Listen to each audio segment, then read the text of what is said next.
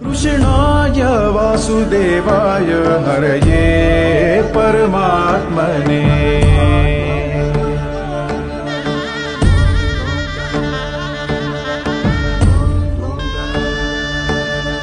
प्रणत क्लेशनाशाय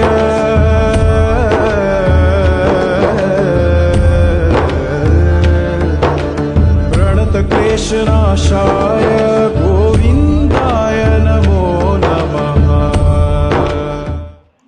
अध्याय दुसरा श्लोक 47। कर्मण्येवाधिकारस्ते मा फलेषु कदाचन मा कर्मफलहेतुर्भुर्मा ते संगोऽस्त्वकर्मणि। गीताई। कर्मातची तुझा भाग तो फळात नसो कधी, नको कर्मफळी हेतू अकर्मी वासना नको। ज्ञानेश्वरी ओव्या। म्हणून ऐके पार्था याची परी पाहता, तुझ उचित होय आता स्वकर्म हे। आम्ही समस्तही विचारिले तव ऐसेची हे मना आले, जे न सांडिले तुवा आपुले विहित कर्म। परी कर्मफळी आसन करावी आणि कुकर्मी संगती न व्हावी, हे सक्रियाची आचरावी हेतू विण। श्लोक 63। क्रोधात् भवति सम्मोहः सम्मोहात् स्मृतिविभ्रमः स्मृतिभ्रंशात् बुद्धिनाशो बुद्धिनाशात् प्रणश्यति। गीताई। क्रोधातुनी जडे मोह मोहाने स्मृतिलोपली स्मृतिलोपे बुद्धिनाश म्हणजे आत्मनाशची। ज्ञानेश्वरी ओव्या। जरी हृदयी विषय स्मरती जरी निस्संगाही आपजे संगती, संगे प्रकटे मूर्ती अभिलाषाची। जेत कामू उपजला तेत क्रोधू आधीची आला, क्रोधी असे ठेविला सम्मोह जाणे। सम्मोहा जाळिया व्यक्ती तरी नाशु पावे स्मृती, चंडवाते ज्योती आहत जैसी। हरिओम। गीता ज्ञानेश्वरी अभ्यास वर्ग अध्याय दुसरा उत्तरार्ध। मित्रांनो, आपण पूर्वार्धामध्ये एक महत्वाचा विषय पाहिला आणि तो म्हणजे देह हा नाशिवंत आहे, त्या देहाच्या अनेक मर्यादा आहेत, हा एक भाग आहे। दुसरा भाग तेवढाच महत्वाचा आहे आणि तो म्हणजे आत्म्याचं अमरत्व। आत्मा हा अजिबात नाशिवंत नाहीये, देह सुटला तरी सुद्धा आत्म्याचं अस्तित्व कायम असतं, असं पूर्वार्धात भगवंतांनी अर्जुनाला सांगितलं। त्याच पहिल्या भागात म्हणजेच श्लोक क्रमांक 1 ते 38 याच्यामध्ये ज्ञानयोग आलेला आहे। भगवंतांनी त्याला सांख्ययोग असं नाव दिलेलं आहे। या भागामध्ये आत्म्याची वैशिष्ट्य सुद्धा आली आहेत बरं का। म्हणजे काय, जसं एखादी जड वस्तू ही कापता येते, तोडता येते, जाळता येते, देहाचंही तसंच आहे. देहावर तलवारीचा घाव पडू शकतो, देहाला गोळी लागू शकते, देह जळू शकतो. तर तशा प्रकारच्या कुठल्याही गोष्टी आत्म्याच्या बाबतीत घडू शकत नाही.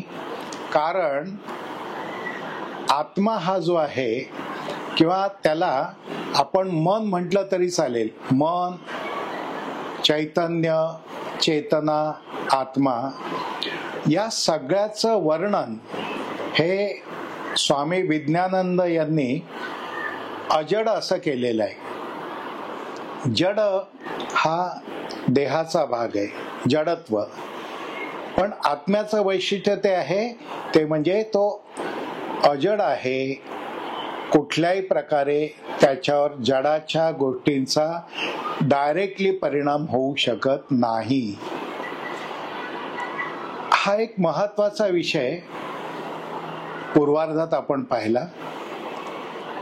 दुसरा एक महत्वाचा विषय पाहिला तो म्हणजे देहांतर प्राप्ती.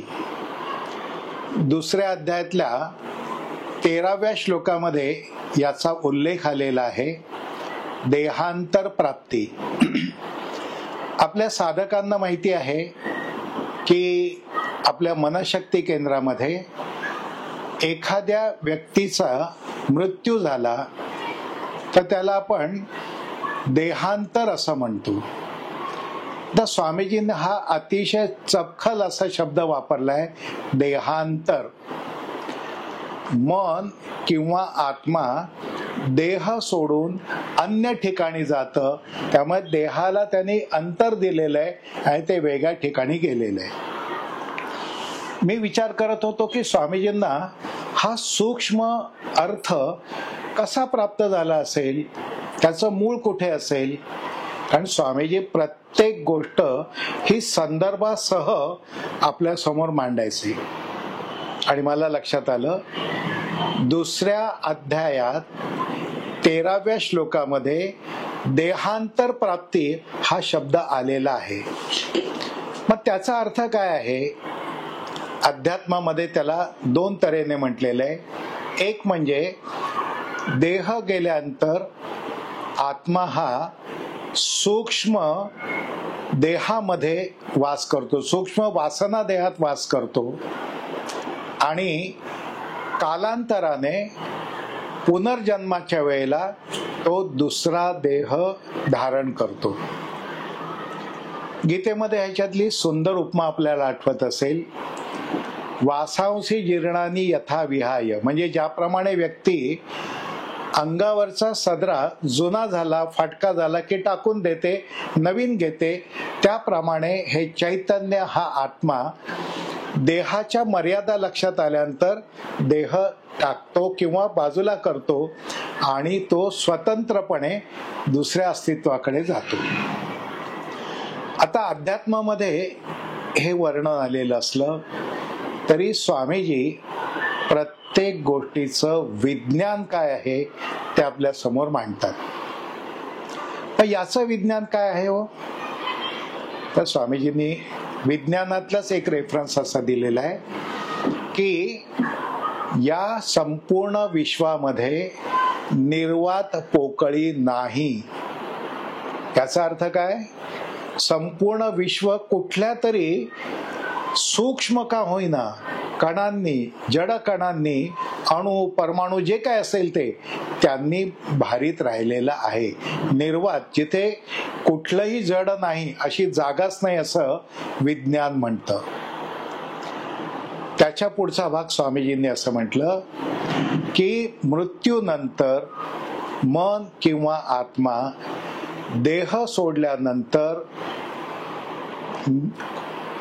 एक कुठल्या तरी जड कणाग्राच्या सहवासात जातं. पण तो जड कणाग्र कसा असतो? भावना शून्य. त्याला कुठल्याही प्रकारच्या भावना नाही. जडाला भावना आहेत का? नाहीत. मग त्या मनाला देह सोडल्यानंतर कुठल्या तरी जणाच्या सहवासात जावंच लागतं. एक उदाहरण घेऊयात. समजा माझ्या हातातली ही वस्तू आहे, हे म्हणजे आत्मा आहे, आणि ह्या देहाला ते जिवंत असताना जोडलेलं आहे. मृत्यूच्या क्षणाला काय होतं, ते देह सोडून बाहेर येतं.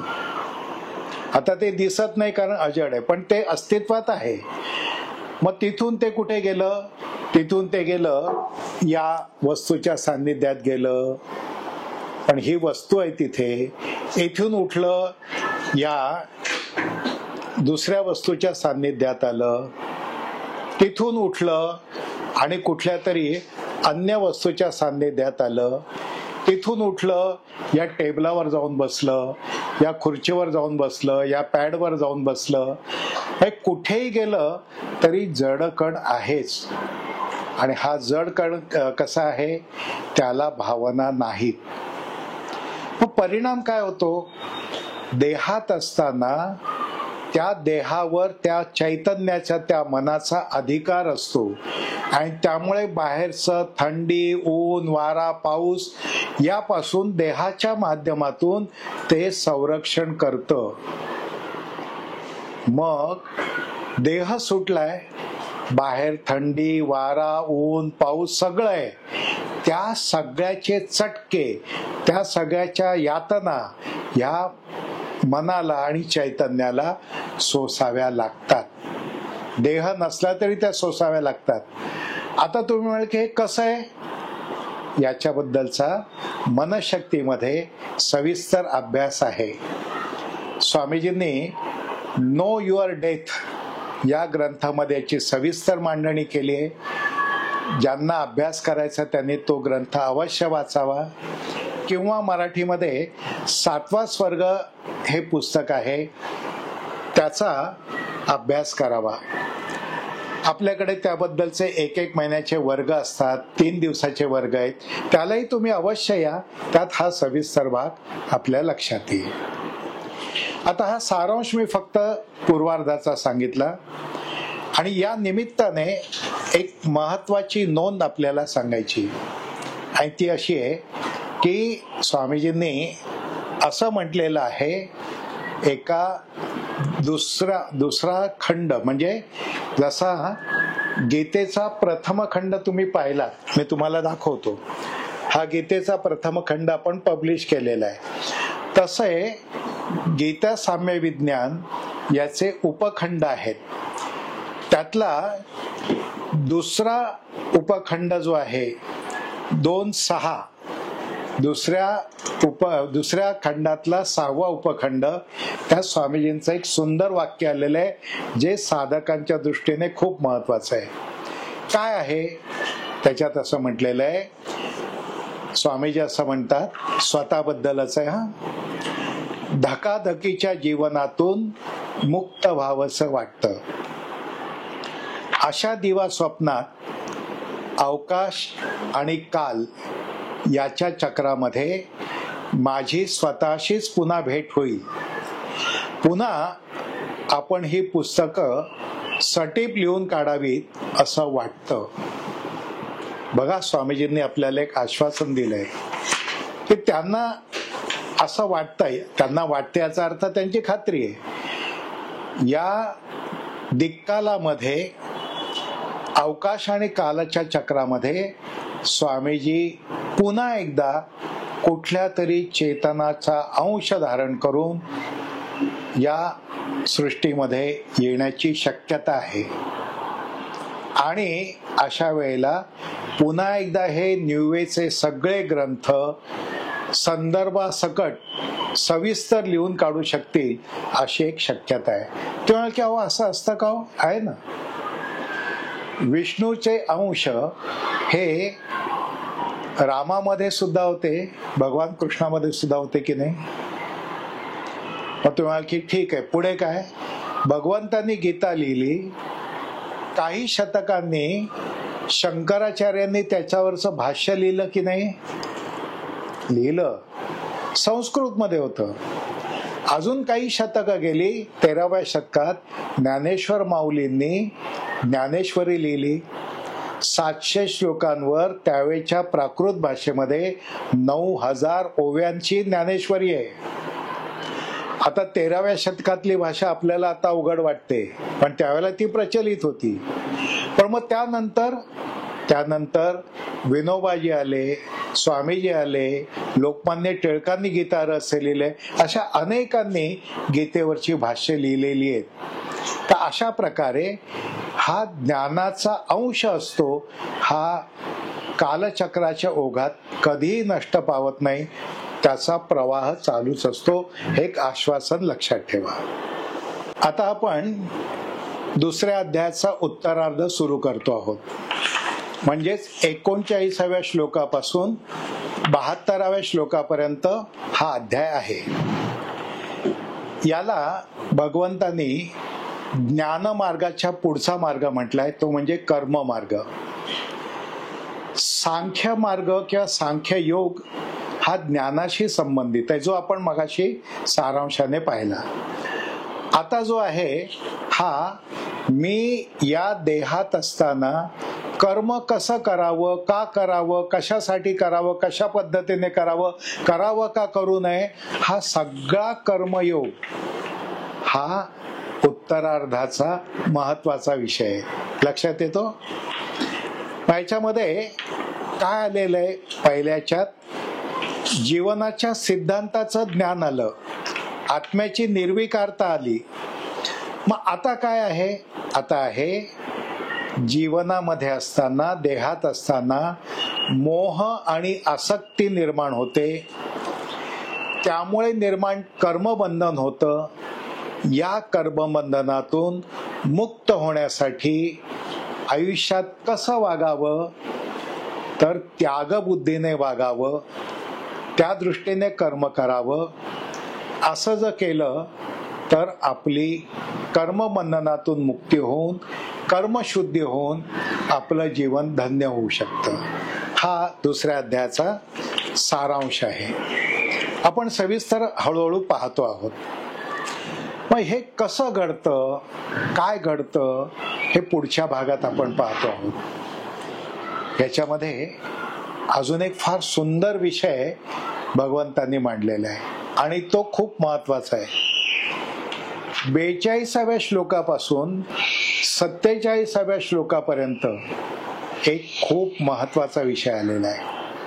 काय आलेला आहे त्यात म्हटलेलं भगवंतांनी, वैदिक काम्य कर्मापासून आपण सावध राहावं.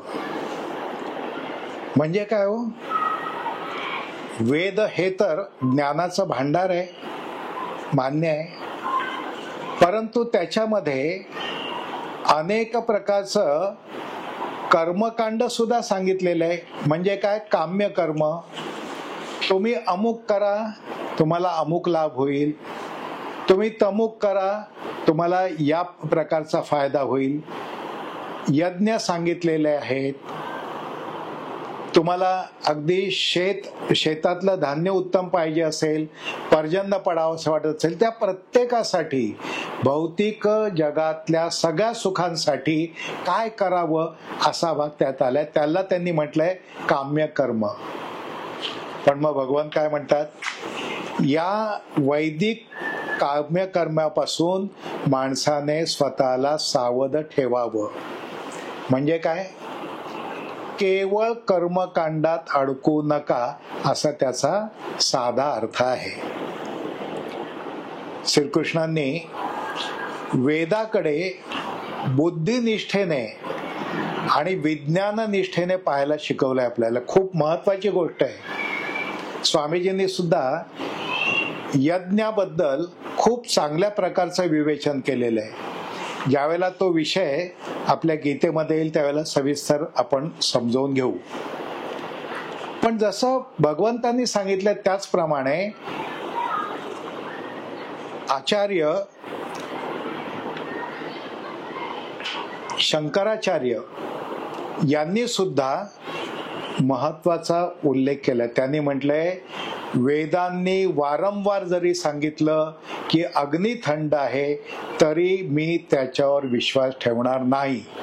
अरे, ज्या वेदांवर शंकराचार्यांनी अनेक तऱ्हेची रचना केलेली आहे, ब्रह्मसूत्रावर केली आहे, सगळ्यावर केलेली आहे, तेच म्हणतात की वेदांनी सांगितलं तरी सुद्धा मी हे मानणार नाही. का? कारण ते ज्ञानाच्या दृष्टीने पटणारं नाही. हीच भूमिका स्वामीजींनी सुद्धा अनेक ठिकाणी मांडलेली आहे.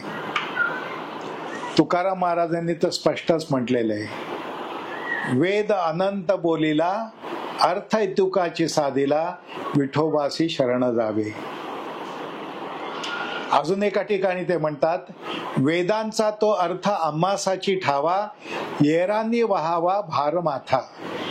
ठामपणे म्हणतात की होय, आम्हाला त्याचा सूक्ष्म अर्थ समजलेला आहे.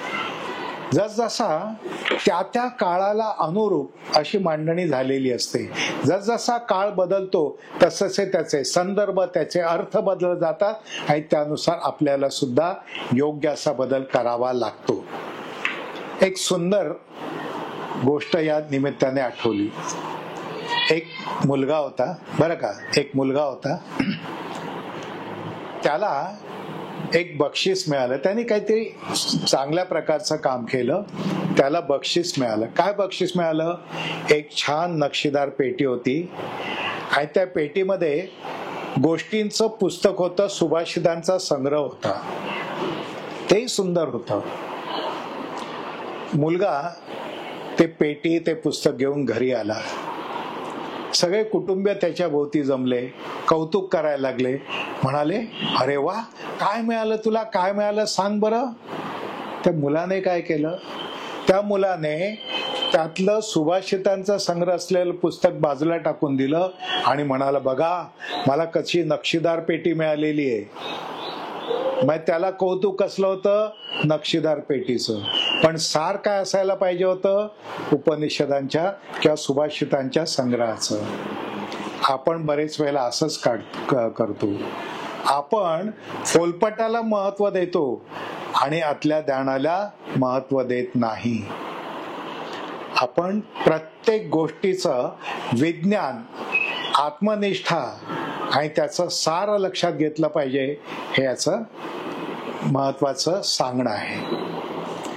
आता याच्या पुढच्या भागात काय केलेलं आहे तर भगवंतांनी कर्म कसं करावं हा भाग सांगितलेला आहे. साधकांच्या दृष्टीने आता पुढचा भाग खूप महत्वाचा आहे. अनेक जण अभ्यासक सुद्धा याच्यात सामील झालेले आहेत.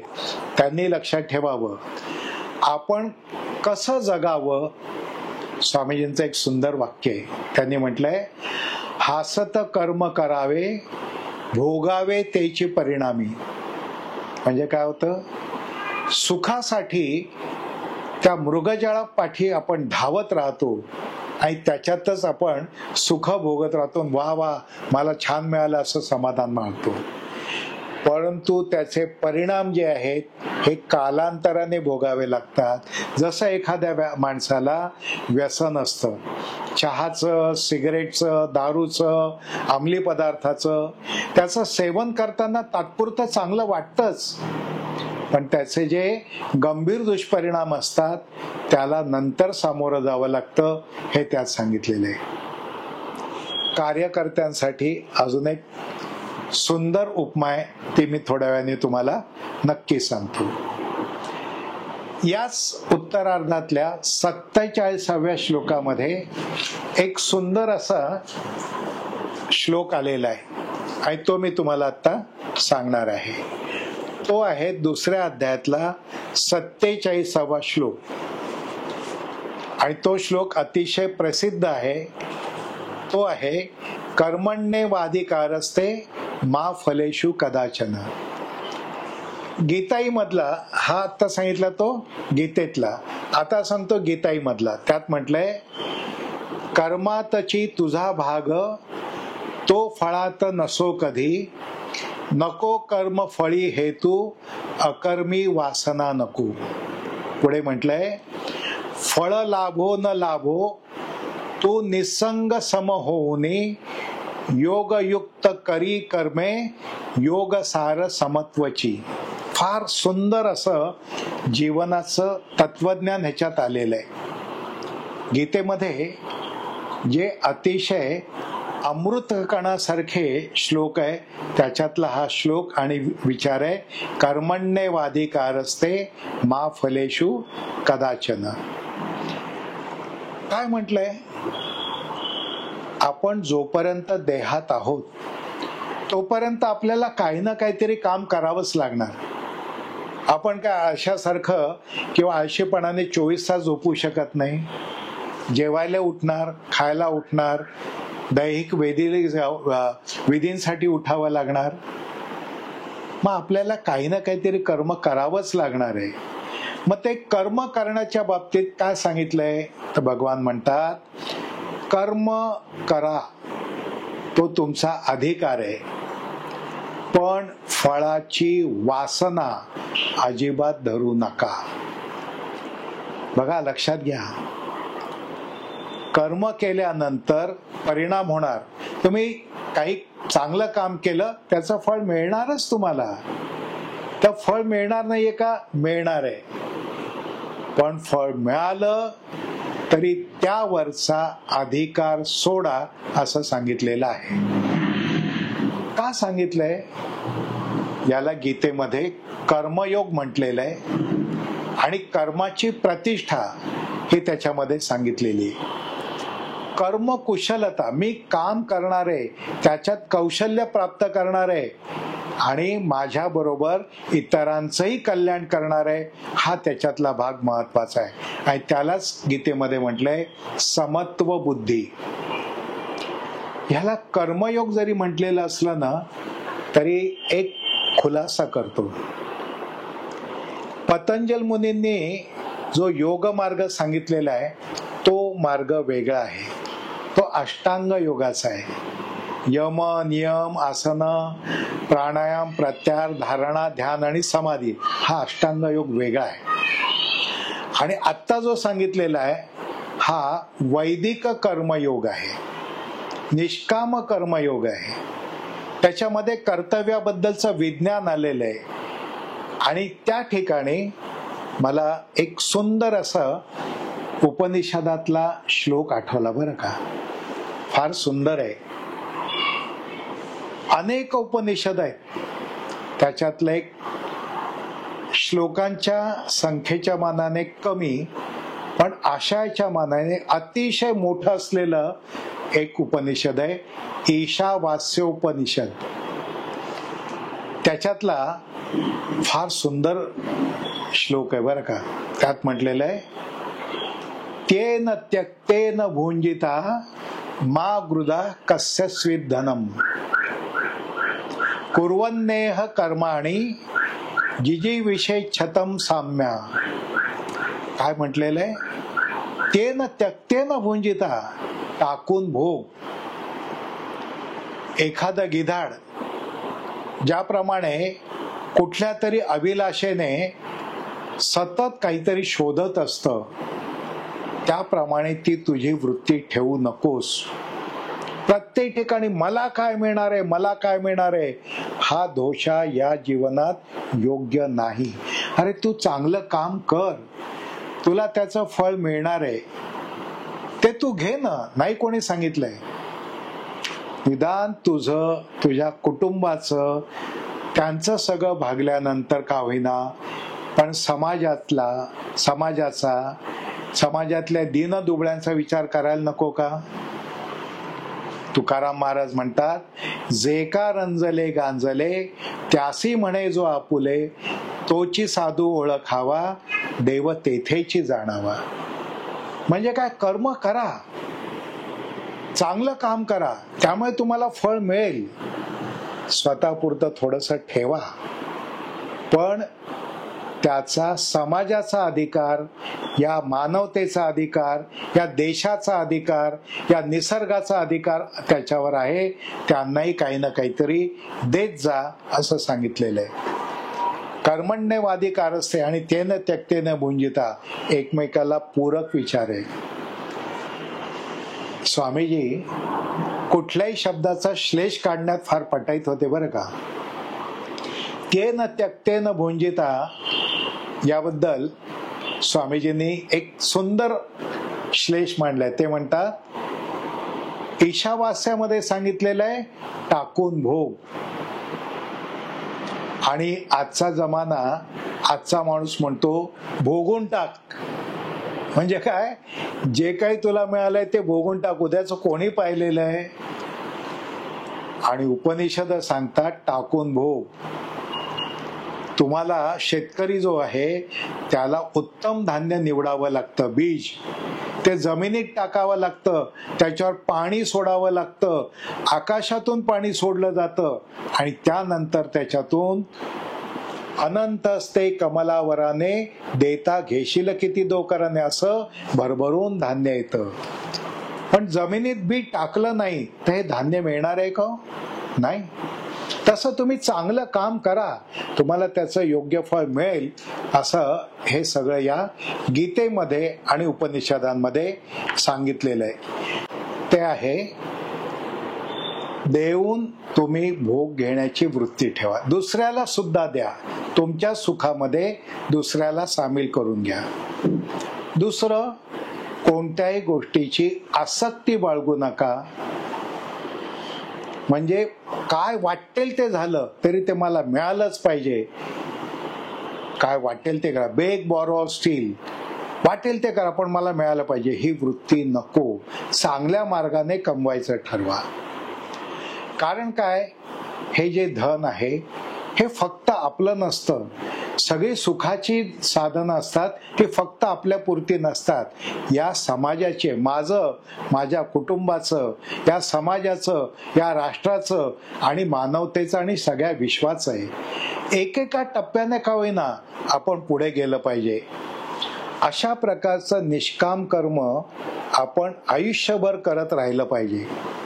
त्यामुळे काय होतं, त्यामुळे कर्म करणाऱ्याला त्याची बाधा होत नाही, त्याच्यापासून कुठल्याही प्रकारचा त्रास होत नाही, आणि हाच एक महत्वाचा मार्ग आहे.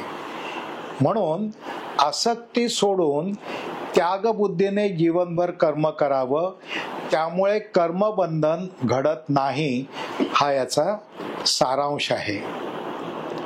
आता हे सगळं आपण या महत्वाच्या भागात समजून घेतलेलं आहे. पण मग हे सगळं करत असताना हे सगळं आपल्याला कळतं पण वळत नाही. एक सुंदर गोष्ट आठवली. तत्वज्ञानात अनेक उंचीचे विचार आहेत पण आपल्याला ते नीट समजत नाही, आकलन होत नाही. आत्ताच्या काळाला अनुरूप एक गोष्ट सांगतो. एका मुलाला एका नावेतून नदी पार करायची होती. त्याने, आईने त्याला एक डबा दिला होता, बाळा रे मध्ये तुला भूक लागली तर खा बरं का. हो म्हणाला. नदी मध्ये मध्यापर्यंत ती नाव गेल्यानंतर त्याला भूक लागली, त्यांनी डबा खाल्ला, पलीकडे गेला. पलीकडे गेल्यानंतर आईला फोन करून सांगितलं, आई तू डबा दिला होतास, फार छान झाला बरं का, मला आवडला. आई म्हणाली की अरे पण तुला दिलं होतं त्यानंतर तू पाणी प्यायलास की नाही. तो मुलगा काय म्हणाला, आई अगं पाण्याची बाटलीच न्यायला विसरलो होतो, त्यामुळे मी पाणी कसं पिणार. आणि होता कुठे, नदीच्या मध्यभागी. आजूबाजूला अफाट नदीचा जलाशय होता, त्यातलं खळार्थ पाणी, वाहतं पाणी त्याने प्यायलं असतं तर तहान भागली नसती का. पण त्याला काय आठवलं, बाटली पाण्याची नेली नाही. अरे सगळं तुझ्या जवळ आहे, तू का ते आस्वाद घेत नाहीस. माणसाला हे लक्षात येत नाही. त्या मुलाप्रमाणे आपण वागू नये. योगस्थ कुरु कर्माणे, म्हणजे आपण समत्व बुद्धीने हा कर्म मार्ग अवलंबायचा आहे, हे याच्यात सांगितलं. म्हणजेच काय, यश अपयश मिळो, मला फायदा हो तोटा हो, ह्याच्यामध्ये मी फार न अडकता मनामध्ये मला कर्माचा अधिकार होता तो मी केलेला आहे, पार पाडलेला आहे, एवढी भावना बाळगावी असं ह्याच्यात आलेलं आहे. आता याच उत्तरार्धातल्या उत्तरार्धाकडे आपण वळतो आहोत. दुसऱ्या अध्यायातल्या 54व्या श्लोकापासून पुढे स्थितप्रज्ञाची लक्षणं काय आहे ती सांगितलेली आहे. त्याच्यामध्ये गीताईतलं आपल्याला समजणाऱ्या भाषेत म्हणून गीताई सांगतोय. 54व्या अध्यायात 54व्या श्लोकात काय म्हटलंय? स्थिरावला समाधीत स्थितप्रज्ञ कसा असे, कृष्णा सांग कसा बोले, कसा राहे फिरे कसा. भगवंतांनी जे सांगितलं ना की तू कसा वाग, हे सगळं त्याला अर्जुनाच्या कानावर गेलं. पण तो म्हणाला की अरे तू म्हणतो समत्व बुद्धी ठेव, यश अपयश झालं, निंदास्तुती झाली, समत्व बुद्धीने राग.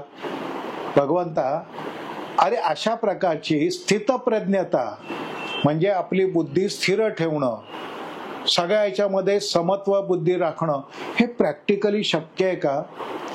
आणि असेल तर असा स्थितप्रज्ञ माणूस कसा राहतो, कसा बोलतो, जीवन कसं व्यतीत करतो, हे मला जरा समजावून सांग बरं. तेव्हा ही स्थितप्रज्ञाची लक्षणं उरलेल्या भागात आलेली आहे. ही लक्षणं इतकी सुंदर आहेत, फार महत्वाची आहेत. आचार्य विनोबांनी त्याच्यावर स्थितप्रज्ञ दर्शन असा एक स्वतंत्र ग्रंथ लिहिलाय, आपण तो अवश्य अभ्यासा. आता याच्यामध्ये गीतेतलं एक अतिशय श्रेष्ठ तत्वज्ञान या स्थितप्रज्ञाच्या लक्षणामध्ये आलेलं आहे. काय आलंय त्याच्यामध्ये 4 गोष्टी आलेल्या आहेत. एक आहे स्थितप्रज्ञ. स्थितप्रज्ञाचे अर्थ ज्याची बुद्धी सम राहिलेली आहे तो. स्थित म्हणजे स्थिर, प्रज्ञ म्हणजे बुद्धी. तर त्याची व्याख्या काय आहे स्थितप्रज्ञाची, त्याची लक्षणं काय आहेत, अशी व्यक्ती साधना कशी करते, अशा व्यक्तीची लाईफस्टाईल म्हणजे जीवन पद्धती कशी असते, हा सगळा भाग जो आहे हा स्थितप्रज्ञ लक्षणांमध्ये येतो. 95व्या श्लोकापासून हे लक्षणं सुरू होतात. काय म्हटलंय त्याच्यात? स्थितप्रज्ञ कसा राहे, कसा बोले, कसा फिरे. पहिली गोष्ट आहे, अशी व्यक्ती आसक्ती आणि वासना टाळते. दुसरं, याचाच अर्थ आहे सुखाची लालसा नाही. सहजतेने मिळेल ते मी घेईन, पण मागे लागेन त्या मला नाही लाभणार. एक कबीराचा सुंदर दोहा आहे, त्यात त्याने म्हटलेलं आहे, सहजतेने मिळेल ते पाण्यासारखं पौष्टिक असेल, मागून मिळेल ते त्याचा दर्जा कमी होतो. पाणी घातलेलं दूध असतं आणि त्याच्या पलीकडे खेचून घेतलं जातं ते रक्त असतं. आणि आमच्याकडच्याच एका साधकांनी त्याला खूप सुंदर जोड दिली. त्याने म्हटलं की जे मिळे तेही सोडलं तर ते अमृत असतं. नमागे तयाची रमा होय दासी. किती सुंदर विचार आहेत हो. म्हणून त्याच्यात म्हटलेलं आहे, भीती, राग, दुःख, सुख या सगळ्याच्या मध्ये बुद्धी स्थिर ठेवा, कारण कोणतीही गोष्ट कायम टिकत नाही. स्वामीजींनी याला सिंपल हार्मोनिक मोशन याची एक उपमा दिली. म्हणजे काय? आपलं जुन्या काळचं लंबकाचं घड्याळ आठवा. लंबकाच्या घड्याळामध्ये कसं लंबक असतो, तो एका बाजूला जातो, दुसऱ्या बाजूला जातो. एका बाजूला तो टिकतो का? नाही, दुसऱ्या बाजूला जातो. मग ह्याला जर आपण या बाजूला सुख म्हटलं आणि या बाजूला दुःख म्हटलं तर काय होईल? सुख आणि दुःख याच्यात तो लंबक सतत फिरत असतो. कुठलीही सुखही कायमचं टिकणार नसतं, दुःखही कायमचं टिकणार नाही. माणसाच्या आयुष्यात दोन्ही गोष्टी आहेत. काय भोगून संपवायचं? सुख भोगून संपवायचं का दुःख भोगून संपवायचं? हे माणसाच्या वृत्तीवर अवलंबून आहे असं स्वामीजी सांगतात. म्हणून या सगळ्याला म्हटलंय अनासक्त, आसक्ती विरहित जगणं. आता तुम्ही म्हणाल की होई कशी काय आसक्ती सोडायची? आणि कसं काय ज्ञानाचं वर्तन करायचं, हे केलं तर काय होईल. गीतेमध्ये आणि ज्ञानेश्वरीमध्ये फार सुंदर उपमा आलेले आहे. ज्ञानेश्वर महाराज म्हणतात, ह्या सगळ्यासाठी काय करा, या सगळ्यासाठी अंगामध्ये चिलखत घातल्यानंतर जसं देहाचं रक्षण होतं तसं ज्ञान तुमचं रक्षण करेल. आसक्ती नसलेलं ज्ञान तसं रक्षण करेल. बघा, अंगावर चिलखत आहे, तलवारीचे घाव झाले तरी देहाला काही नुकसान होणार आहे का? नाही होणार. चिलखत रक्षण करतं. तसा अनासक्ती योग आपल्या मनाचं, आत्म्याचं वाईट होण्यापासून रक्षण करतं.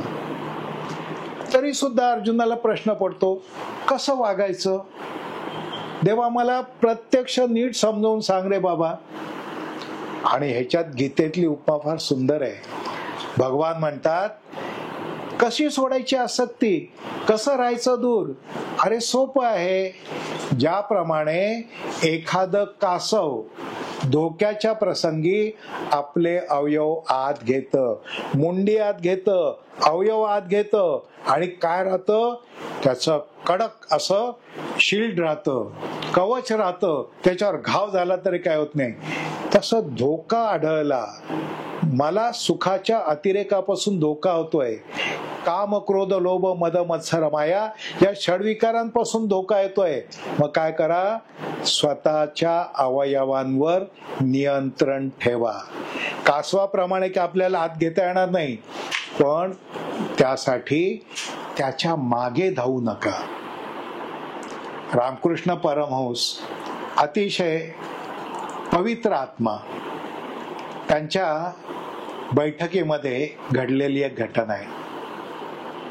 एका शिष्याने त्यांना विचारलं की ठाकूरजी, आम्ही सामान्य माणसं आहोत, आमच्या मनात पापवासना येते, चुकीचे विचार येतात, आम्ही सामान्य आहोत, पण तुम्ही महान संतासारख्यात, तुमच्या मनात असं काही येतं का? बघा काय धारिष्ट आहे, विचारलं त्याने. त्याच्या धारिष्ट्यापेक्षा उत्तर महत्वाचं आहे. रामकृष्ण म्हणाले, होय, आमच्याही मनात असे विचार येतात की, वासना येतात, वाईट विचार येतात. शिष्य हसला आणि म्हणाला, अहो मग तुमच्यात आणि आमच्यात फरक काय राहिला? त्याच्यावर परमहंस म्हणाले की बाबा रे, तुमच्या मनात वाईट वासना आल्या तर त्या तुमच्यावर स्वार होतात आणि तुम्हाला स्वैर उधळायला लावतात. आमच्या मनात वाईट वासना आल्या तर आम्ही त्याच्यावर स्वार होतो आणि त्याला लगाम घालतो. वाईट वासना असतात, कोण कोणावर स्वार होतोय हा भाग महत्वाचा आहे. म्हणून ही कासवाची उपमा जी आहे ही आपण लक्षात ठेवली पाहिजे. या वेळेला भगवंतांनी सांगितलेलं आहे की हा स्थितप्रज्ञ कसा राहतो, तर तो निराहारी राहत नाही, तो युक्ताहार घेतो. म्हणजे फार महत्वाचं आहे, कमी खायचं किंवा अजिबात उपाशी राहायचं, त्याने देहातले सगळ्या कर्म गोष्टी ज्या आहेत ह्या होणार नाहीत. कुठल्याही प्रकारचं आपल्याला काम करता येणार नाही, नीट विचार सुचणार नाही 4 दिवसाच्या उपासानंतर. आणि जास्त खाल्लं, पोट तुडुंब फुटेपर्यंत, तुडुंब भरेपर्यंत खाल्लं तरी चांगला नाही. म्हणजे निराहारही नको आणि अति आहारही नको. मग कसं पाहिजे, निराहार. निराहार नको, त्याच्यापेक्षा युक्ताहार, योग्य असा आहार घ्या. तुम्हाला जेवढं आवश्यक आहे तेवढं खा. एक मजेशीर विचार असतो ना, खाण्यासाठी जगायचं का जगण्यासाठी खायचं? काय करणार आहात, जगण्यासाठी का खाण्यासाठी? हा भाग लक्षात घ्या. आणि म्हणून लक्षात घेतलं पाहिजे, युक्ताहार महत्वाचा आहे. अरे अशी अलिप्तता फार थोड्यांना जमते. आचार्य शंकराचार्यांच्याच बाबतीत घडलेली घटना आहे. ज्या वेळेला ते गुरुकडे गेले, गौडपादाचार्यांकडे, की मला संन्यास द्या, त्यावेळेला त्यांनी त्याची परीक्षा घेतली आणि काय केलं, त्यावेळेला त्यांनी सांगितलं जीभ बाहेर काढ. 8 वर्षाचा मुलगा जीभ बाहेर काढली. त्याच्यावर त्यावेळेची जी काही पद्धत असेल आपल्याला समजणाऱ्या भाषेत जिभेवर खडी साखर ठेवली.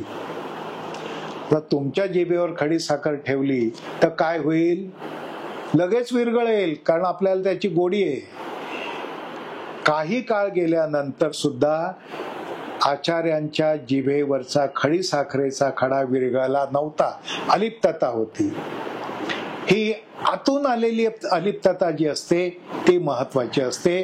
त्या ठिकाणी युक्ताहार महत्वाचा आहे. एक मजेशीर पण महत्वाची गोष्ट तुम्हाला सांगतो. कार्यकर्ता कसा असावा याचं वर्णन एका ठिकाणी आलंय आणि त्यांनी म्हटलंय कार्यकर्ता कसा असला पाहिजे, त्याच्या जिभेवर साखर आणि डोक्यावर बर्फ असला पाहिजे. म्हणजे काय? सगळ्यांशी गोड बोला आणि तुम्हाला कोणी टीका केली, कोणी वाईट बोललं, तुम्हाला काही अपमान केला तरी डोकं थंड ठेवा. काही कार्यकर्ते नीट समजावून न घेतलेले असतात, ते उलट करतात. जिभेवर बर्फ ठेवतात, त्यामुळे जीभ जड होते, दुसऱ्याची स्तुती नाही जमत. डोक्यावर बर्फ ठेवून काही, डोक्यावर साखर ठेवून काही उपयोग होत नाही. इथे एक सुंदर असं मला प्रसंग सांगायचा आहे स्वामीजींच्या आयुष्यातला. सांगू का? युक्ताहार म्हटलेलं आहे ना, आणि स्वतःला कसं आवरावं असं म्हटलेलं आहे ना. तर आत्ताच्या काळामध्ये विज्ञानात, आहारशास्त्रामध्ये एक शब्द आलेला आहे, त्याला म्हटलंय ऑटोफॅगी. ऑटोफॅगी म्हणजे किमान 14 ते 16 तासाचा उपास 2 खाण्यामध्ये झाला पाहिजे. 2 खाण्यामध्ये अंतर 14 ते 16 तासाचं असलं पाहिजे. त्याला म्हणतात ऑटोफॅगी. त्याने आरोग्य सुधारतं.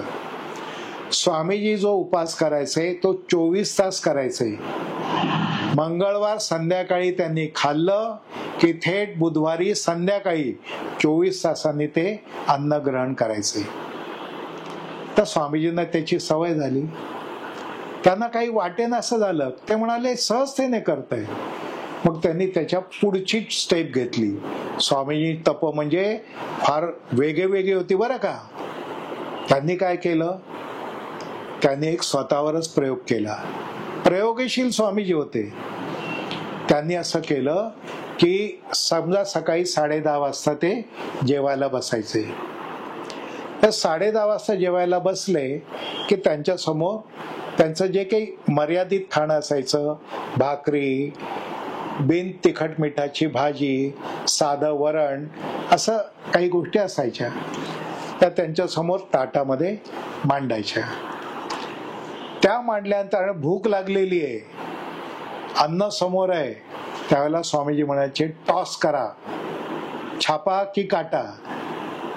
छापा आला तर जेवायचं, काटा आला तर जेवायचं नाही, आणि टॉस दुसऱ्यांनी करायचा, स्वामीजींनी नाही करायचं. आता बघा, जेवणाचं ताट समोर आहे, भूक लागलेली आहे, टॉस झाला आणि छापा आला तरच जेवायचं, काटा आला तर नाही. त्या क्षणाला तिथून स्वामीजी उठायचे आणि त्यांच्या साधना कुटीत जायचे. अलिप्तता. जेवणाची वेळ झालीये, पण या क्षणाला मला नियतीने कौल दिला, जेवू नको, नाही जेवणार. केवढं मोठं त्याच्यावर मनाचा संयम लागत असेल. आपल्याला हे झेपणार नाही. आणि म्हणून त्यात सांगितलेलं आहे युक्ताहार. योग्य वेळी, योग्य प्रमाणात, योग्य ते पदार्थ खा, काही हरकत नाही. म्हणून हा इंद्रिय निग्रह जो आहे, हा इंद्रिय निग्रह खूप महत्वाचा आहे. आता बघा, कोणी म्हणेल की हे सगळं तुम्ही सांगताय हो, पण आमच्या जीवनामध्ये आम्ही रस्त्याने चाललो की मोठमोठे शोकेसेस असतात, अनेक गोष्टी दिसतात, आकर्षण निर्माण होतं. आम्हाला व्यवहारात पदोपदी कुठली ना कुठली तरी गोष्ट पाहिली की आमच्या मनात काहीतरी विचार येणार, सुखाचे येणार, आपलपोटेपणाचे येणार, सगळे येणार. विचार कसा करावा? एक स्वामीजींनी साम्य विज्ञान मध्ये एक गोष्ट सांगितली, ती सांगतो या निमित्ताने.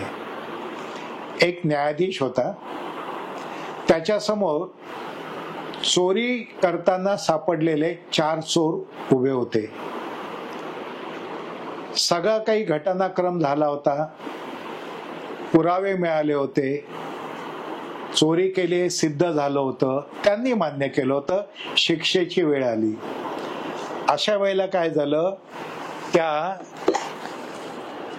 न्यायाधीशांनी हातात पेन घेतलं आणि शिक्षा लिहायला सुरुवात केली. 4ही चोर पाहत होते. एका चोराच्या मनात आलं, काय चकचकीत पेन आहे हो, महाग असेल तो आपण चोरला तर आपल्याला केव्हा तरी त्याचा फायदा होईल.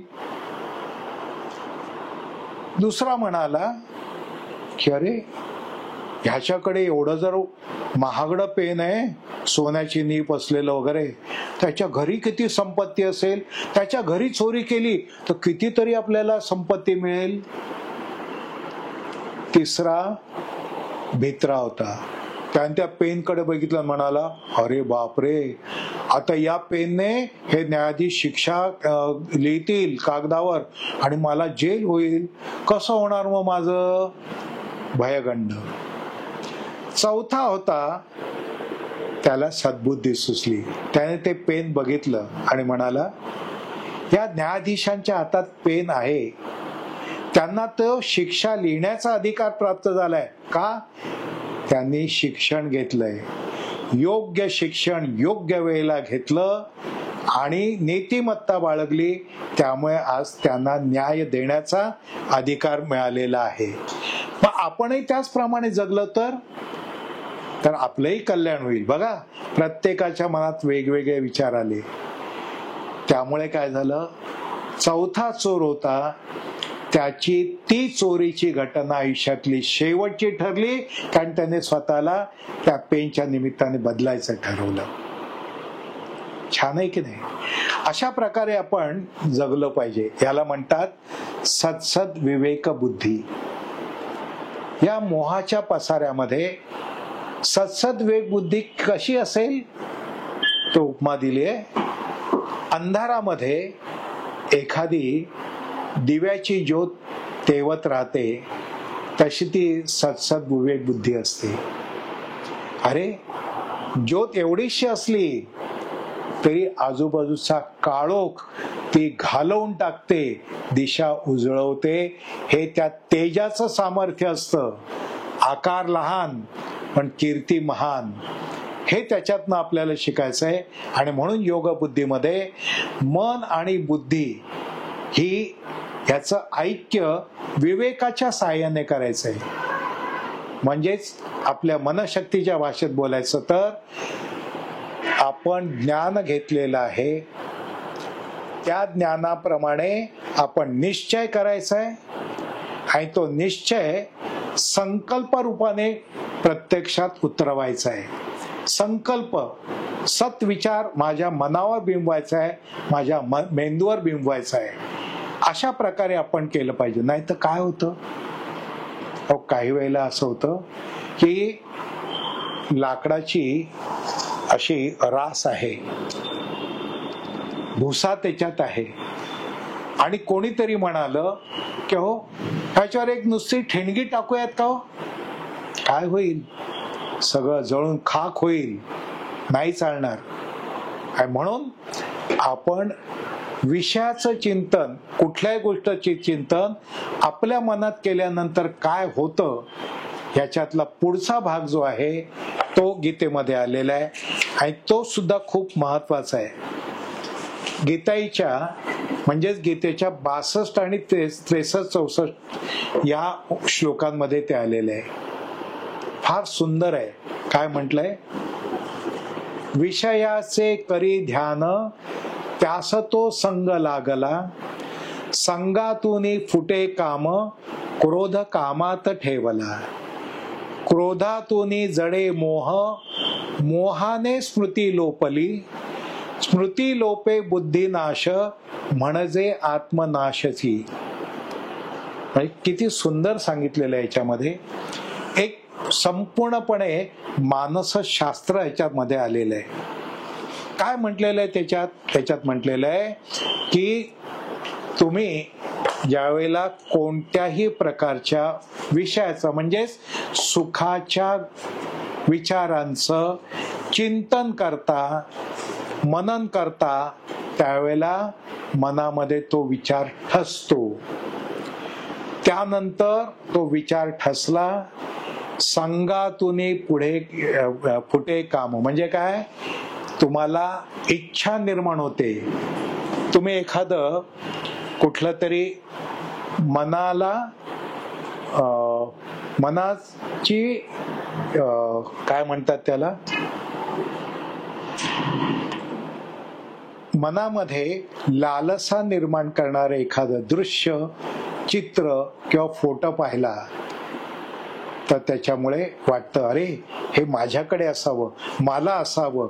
म्हणजेच त्या कामेच्छा म्हणजे सुखाची इच्छा त्या संगातून, विषयाच्या चिंतनातून निर्माण होते. एकदा मनामध्ये अशा प्रकारची इच्छा निर्माण झाली आणि ती इच्छा परिपूर्ण नाही झाली की मग क्रोध निर्माण होतो. माझी इच्छा आहे पण मला मिळत नाही, मला पाहिजे, मला पाहिजे. लहान मुलगा काय म्हणतो, मला आईस्क्रीम पाहिजे, मला चॉकलेट पाहिजे, मला कुरकुरे पाहिजे, मला अमुक पाहिजे, मला तमुक पाहिजे. पाहिल्यानंतर इच्छा निर्माण झाली, नाही मिळालं तर ते थैथयाट करतं.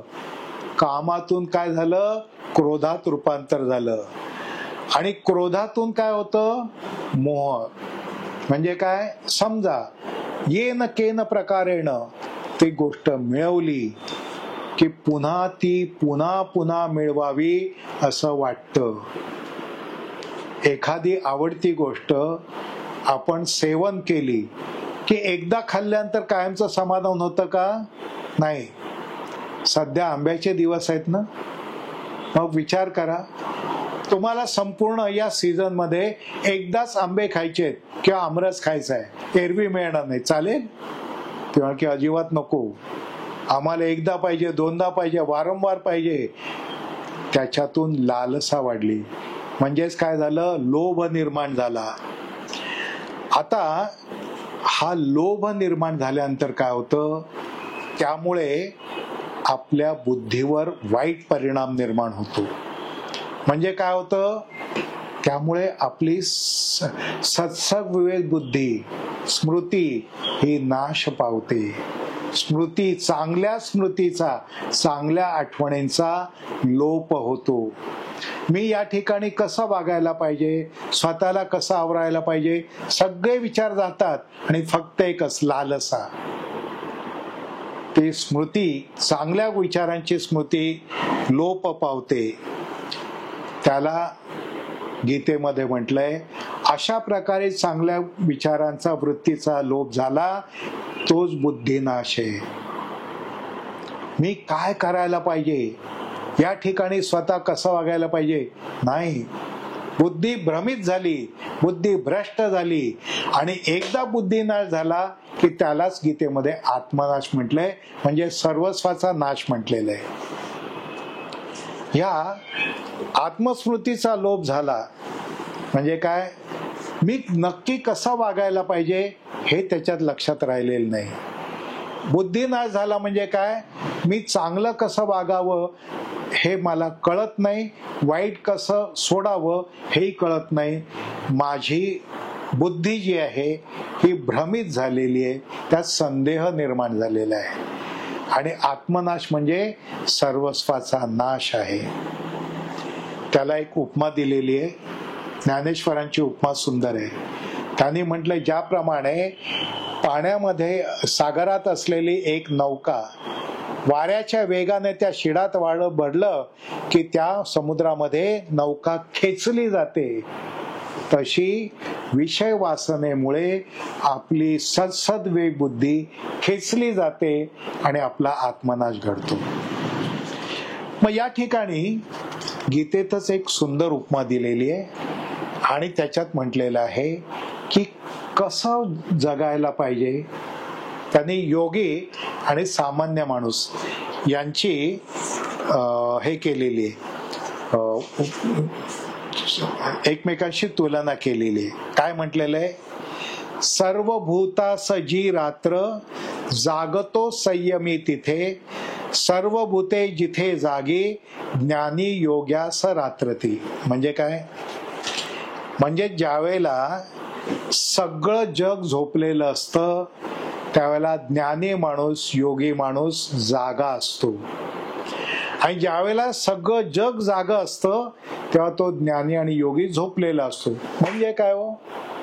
म्हणजे अर्थ लक्षात घ्या. सामान्य माणसाला ज्या ज्या गोष्टींचं सुख वाटतं, ज्या ज्या गोष्टींमध्ये त्याला वाटतं हे मला मिळालं पाहिजे, हे सुख मिळालं पाहिजे, त्या ठिकाणी तो ज्ञानी आणि योगी शांत असतो, त्याच्यापासून अलिप्त असतो. सुखाच्या मागे लागत नाही, सुखापासून अलिप्त. आणि जेव्हा सामान्य माणूस हा ज्ञान घेण्याच्या वेळेला आळस करतो, दुर्लक्ष करतो, ज्ञानापासून दूर पळतो, त्या ठिकाणी तो योगी, तो ज्ञानी माणूस जागृत असतो. हा त्याचा सूक्ष्म अर्थ लक्षात घ्यायला पाहिजे. सारांशाकडे व्हायचं झालं तर असं म्हणता येईल की जोपर्यंत आपण देहात आहोत तोपर्यंत आपल्याला कर्म करणं भागच आहे. भगवंतांनी गीतेतच सांगितलंय, मी सुद्धा का कर्म करतो? कारण लोक माझा आदर्श मानतात. मी कसा जगतो, कसा वागतो हे ते पाहत असतात.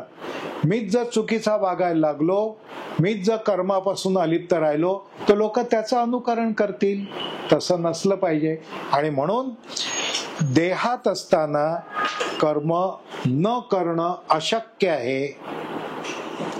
पण पूर्वी म्हटलेलं आहे, परी कर्मावरी आसन धरावी, कुकर्मी संगती न व्हावी. कुकर्मी म्हणजे अयोग्य कर्म नसावं, कर्मावरची आसक्ती नसावी. ह्याप्रमाणे जर आपण जगलो तर मात्र आपलं ज्ञान अधिक निश्चय, याच्यामुळे आपली अंतर्बुद्धी ही चांगली राहील, अंतर्बाह्य समता निर्माण होईल. प्रज्ञा म्हणजे कर्म चालू ठेवा, हेतू बाळगा विश्वकल्याणाचा. मला पूर्वीच्या कर्माप्रमाणे, पूर्वी जे काही मी चुकीचं वागलो असेल त्याचं मला फळ शासन भोगावं लागेल, पण ते ज्ञानाने मी सहन करीन. कर्म करताना माझ्या आंतरिक हेतू जो आहे हा शुद्ध ठेवीन, विशाल ठेवीन. हेतुशुद्धी स्वामीजींनी खूप महत्वाची सांगितलेली आहे. आणि त्यामुळे काय होईल, मला परमशांती मिळेल. गीतेमध्ये शब्द विनोबांनी वापरलाय, तुम्ही परमधामापाशी पोचाल. परमधाम म्हणजे परम समाधान. अशा प्रकारची जी स्थिती असेल त्याला ब्राह्मी स्थिती असं गीतेत वर्णन केलेलं आहे. म्हणून याप्रमाणे मी जगणं हे माझ्या गरजेचं आहे. याचं वेगळ्या शब्दात सांगायचं झालं, ह्या संपूर्ण अध्यायामध्ये काय सांगितलंय, एका बाजूला निर्गुण निराकार अशा सांख्य बुद्धीचं वर्णन आलेलं आहे. आणि त्याच्यात म्हटलेलं आहे देह विनाशी आहे, आत्मा अमर आहे, पण कर्म करणं अटळ आहे. उत्तरार्धात योगबुद्धीमध्ये म्हटलेलं आहे, योगबुद्धी म्हणजे सगुण साकार देह रूपातलं कर्म. काय करावं, ज्ञान घ्यावं, निश्चय आणि एकाग्र चित्ताने ते ज्ञान वर्तनात आणावं, सुख दुःखामध्ये बुद्धी सम राखावी, कर्मफल त्यागामार्फत कर्मकुशलता निर्माण करावी. हे सगळं मिळून जीवनशास्त्र निर्माण होतं. हे मानसशास्त्र आपण लक्षात ठेवूयात. एका तऱ्हेने हा मानसशास्त्राचा उत्कृष्ट पाठ या ठिकाणी आहे. पण माणूस बरेच वेळेला हे सगळं समोर असून सुद्धा भ्रमित दृष्टीने वागतो. एकदा एका पोलिसाने एका माणसाला पकडलं आणि न्यायाधीशासमोर उभं केलं. न्यायाधीशाने विचारलं पोलिसाला, अरे काय गुन्हा केलेला आहे? पोलीस सांगायला लागले काही, हा दगड मारत होता वगैरे वगैरे वगैरे. तर तो माणूस म्हणाला, महाराज मला भूक लागली होती, आंब्याचं झाड दिसलं, त्याला त्याला मी दगड मारत होतो, मला भूक लागली होती, मला आंबे खायचे होते. तर आंबे खाण्यासाठी दगड मारणं चूक आहे का? न्यायाधीश म्हणाले नाही. त्याने पोलिसाला विचारलं, का रे बाबा, हा म्हणतोय त्यात चुकीचं काही वाटत नाही, तू याला का धरून आणलं? पोलीस म्हणाला, महाशय हे सगळं तो सांगतोय, अहो पण तो दगड मारत होता आणि तो जे म्हणतोय आंब्याच्या झाडाला दगड मारत होता, त्या संपूर्ण परिसरात आंब्याचं झाडच नव्हतं. त्याला वाटत होतं आंब्याचं झाड आहे, कारण तो दारू प्यायलाय आणि त्यामुळे त्याचा भ्रम झालाय आणि तो जे दगड मारत होता ते लोकांना लागत होते म्हणून त्याला पकडलंय. आपण याप्रमाणे भ्रमित बुद्धीने वागतो ते आपण टाळलं पाहिजे आणि योग बुद्धीच्या 4 टप्प्यांनी आपण पुढे गेलं पाहिजे. सगळ्यात महत्वाचं आहे ज्ञान आणि त्याप्रमाणे वागण्याचा निश्चय. दुसरा मुद्दा आहे फलनिरपेक्षता. तिसरा मुद्दा आहे समता आणि चौथा मुद्दा आहे कर्म करा ते कधी व्यर्थ जाणार नाही, कधीच चांगल्या हेतूमुळे त्याच्यात विघ्न येणार नाही. अशा प्रकारे आपण वागलो तर आपण आपल्या देहाचं सार्थक करू शकू, आपल्या मनाला एक चांगला मार्ग लाभेल, ज्ञान मार्गाने आपण पुढे जाऊ शकू. ज्ञान मार्ग अधिक कर्म मार्ग याचं एकत्रीकरण म्हणजे हा दुसरा अध्याय. इथे आपण चिंतन करून थांबूयात. हरिओम हरिओम. यानंतर आपण श्रीकृष्णाचं जप करणार आहोत. तेव्हा आपण शांत बसा, ताठ बसा, डोळे मिटा आणि माझ्याबरोबर म्हणायला सुरुवात करा. ओम हरि ओम. श्रीकृष्ण शरणं मम. ओम हरि ओम. श्रीकृष्ण शरणं मम. ओम हरि ओम. श्रीकृष्ण शरणं मम. ओम हरि ओम. श्रीकृष्ण शरणं मम. ओम हरि ओम. श्रीकृष्ण शरणं मम. ओम हरि ओम. श्रीकृष्ण शरणं मम. ओम हरि ओम. श्रीकृष्ण शरणं मम. ओम हरि ओम. श्रीकृष्ण शरणं मम. ओम हरि ओम. श्रीकृष्ण शरणं मम. ओम हरि ओम. श्रीकृष्ण शरणं मम. ओम हरि ओम. श्रीकृष्ण शरणं मम. ओम हरि ओम. श्रीकृष्ण शरणं मम. शांत बसा. आता आपण 2 मिनटं श्रीकृष्णाचं ध्यान करणार आहोत. आपापल्या स्क्रीनवर आता श्रीकृष्णाची प्रतीक मूर्ती येईल, त्याच्यावर ध्यान करायचं आहे. सुरुवात करा.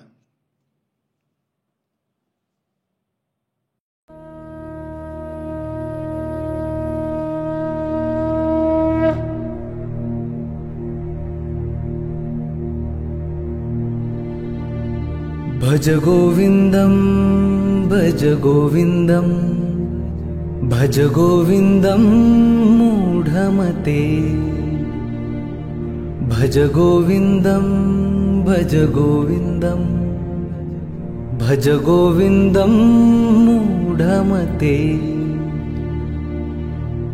भज गोविंदम भज गोविंदम भज गोविंदम मूढमते. भज गोविंदम भज गोविंदम भज गोविन्दं मूढमते भज गोविन्दं भज गोविन्दं भज गोविन्दं मूढमते